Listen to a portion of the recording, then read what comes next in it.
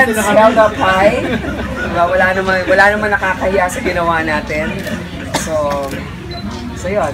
Matulog na kayo at least hindi ba kayo naghihintay anong mangyayari na mamayang alas 6 ng umaga, tapos na para sa atin. Pero we continue our work.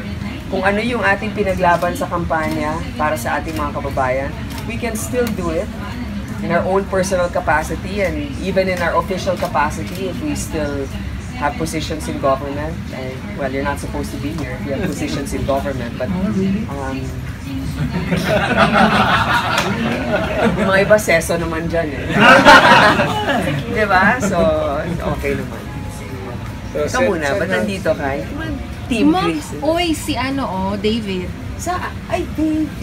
Si Estong wala dito? Wala. Safe tayo. Safe tayo. Lumipat tayo. Ha? Lumipat tayo. Sir, tinatanong nila saan daw sortie bukas.